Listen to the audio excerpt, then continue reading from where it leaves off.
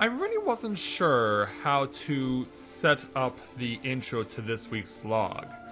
I mean, given that we had a very significant announcement take place yesterday in regards to the future of this game, it really made it difficult for me to figure out where should I go to film it.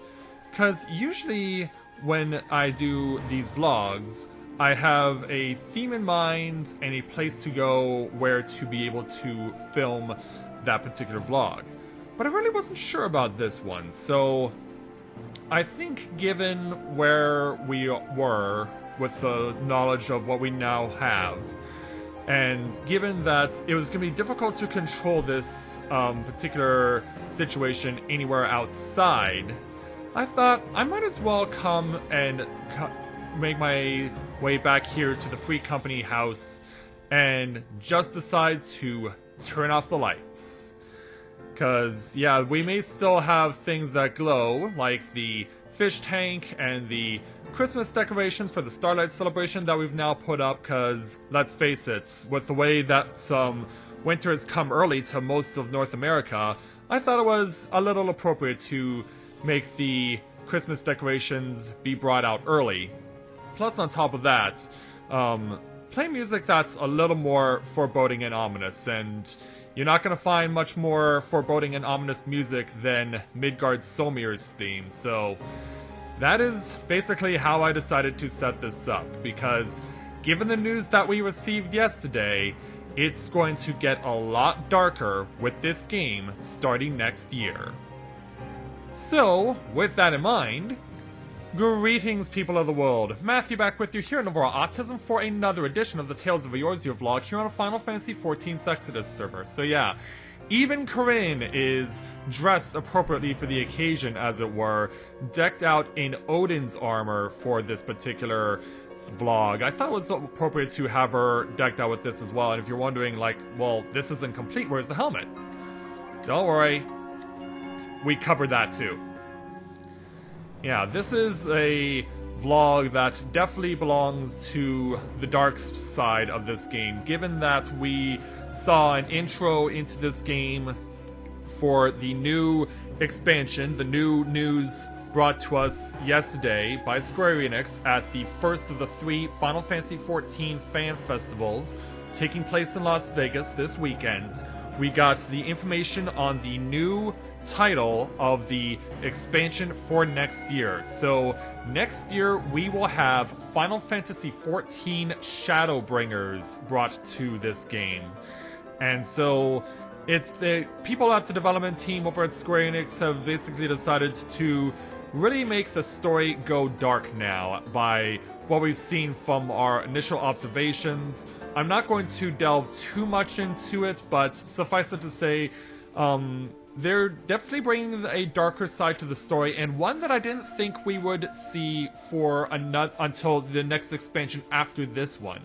Like, I knew we were going to go and have the story get really dark later on down the line, but I wasn't expecting it to be this soon. And it really has given us our first thoughts on what's going to be expected. And there's gonna no doubt be a lot of speculation as far as how this newer, darker story is going to be implemented. Of course, for those of you who have either played up to the current completion of the main story in Stormblood or watch my videos and live streams on this game, you'll know that we're being summoned by a dark power, but we don't know if it's the Ascians or if it's someone else entirely, to have us try and prevent another calamity, as it were. And it seems like the only way they want us to do it is by usage of things that we are not accustomed to. So it seems like we're going to be getting a lot of the mind raping in the next expansion, and what we saw at the end of patch 4.4's main story could very well be a taste of things to come. So the future for the Warrior of Light is very uncertain, and what becomes of them, who can really say? It's a lot to take in. I don't know if what we're going to be seeing or what we saw from the trailer is something that's going to be actually happening, or if it's like a way to like misdirect you or whatever.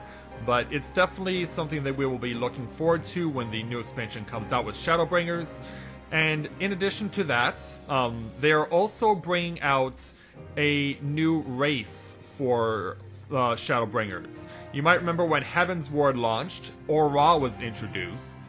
And so next year, they are going to introduce the race that was very popular in Final Fantasy XII, but consisted only of all women. So hopefully we'll see a little more balancing out and see some males with this particular race.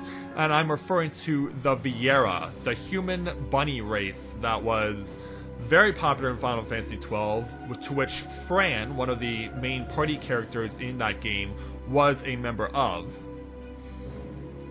And so we have that. We also are getting a race, or not a race, but a class sneak peek, as it were, with the introduction of the Blue Mage coming out in the very next patch. They're not going to bring it out in the new expansion. They're going to bring it out in the very next patch, in patch 4.5, which will be Blue Mage. Anyone familiar with Final Fantasy 14 or Final Fantasy period and its extensive catalog will know that in the games where Blue Mage has been implemented, Blue Mages use enemy skills. They use enemy skills absorbed by defeating other opponents and accumulating them and taking them for themselves. So I've never really played Blue Mage before. It's something that I really have never done in previous games where it was available. In fact, I think the only time I've ever seen Blue Mage in a game where I've actually played it was in Final Fantasy V, but I never actually used Blue Mage. So it'll definitely be an interesting way to see how that's going to get implemented as well, because what they've told us is that Blue Mages are going to have their own specific challenges. And also on top of that, they'll also have their own specific set of duties, as it were. So they'll have things that they'll have to do that no one else can do. And it'll be interesting to see how we get to see that. And another thing that really is getting a lot of attention right now, that I think is getting, that some people are skeptical on and maybe a bit worried, is the fact that you can actually now have your character go visit other servers. You can, of course, stay where you are, but you can also visit other servers instead of just having the cross-world link shells that we've seen implemented a few patches ago.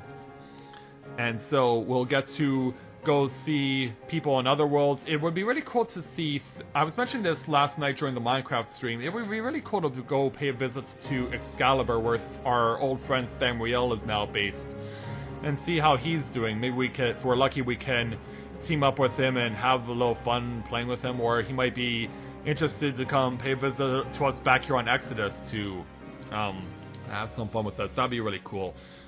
Plus, something else that I thought was something that never really made much sense to me, because there are already steps already in place to encourage this sort of thing, is that they're introducing New Game Plus to Final Fantasy XIV, which for me personally doesn't make much sense, because that's why we have things like, because they say the reason they're doing that is to inspire people to go and relive the stories in Heaven's Ward and in Stormblood.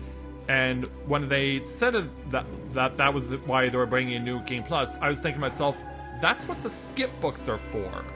Anyone familiar with the introduction of the skip books brought in last year knows that you can create a new character and use a skip book to automatically level a character to the point where they go either to the start of Heaven's Ward or the start of Stormblood at level 50 or 60 respectively, and play the game from there. So I thought that, like, the introduction of New Game Plus, like, that's really weird. That doesn't seem to make much sense, given that they already have things in place that allow you to essentially relive Heaven's Ward and Stormblood without having to start from the very beginning in A Realm Reborn.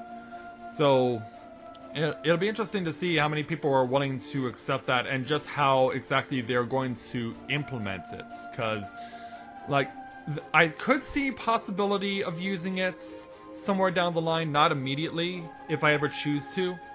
But I don't see an effective immediate use for me, especially since I've just enjoyed the game experience as a whole.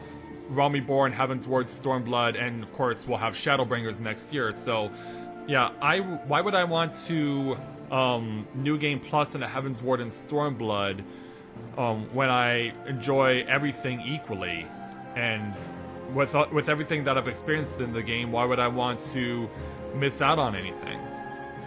So it's, like I said, definitely something that's not going to be for me, and I don't know if they'll say, okay, once you've, say you've got into Shadowbringers, you've completed up to the end of the story, but then you want to use New Game Plus to go back to Heaven's Ward or Stormblood and complete all that. Would they allow you to go and jump right back to the point in the story at the end of Shadowbringers or wherever you were that would allow you to just go back there? Or are you stuck going back through all of Heaven's Ward, all of Stormblood, and all of Shadowbringers again just to catch up? So yeah, that's something that I'm not really that's not really making much sense to me right now. Hopefully there'll be some sort of clarification that will allow us to understand what exactly the extent of New Game Plus would be. But we'll see how it goes. So those were some of the main details that were explained today. They're going to bring out more information, or not today, but yesterday. So they'll bring out a little more information today during the second part of the Final Fantasy XIV Fan Festival in Las Vegas, as well as additional elements being introduced at the other two fan festivals in Tokyo and Paris next year, ahead of the introduction of Shadowbringers. But yeah, that's what we know about the game so far for next year and what we're looking forward to. So suffice it to say, we will definitely have something that is going to get very dark very quickly, and like I said, certainly a lot faster than I would have thought we would get to. But it seems that the path has been made very clear for us, and that this game's dark elements are going to really get real.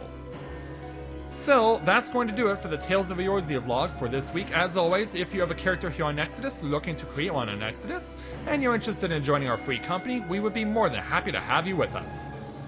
So, thank you very much everyone for watching, and until next time everyone, this is Matthew at Navora Autism, saying take care, and I'll see you soon.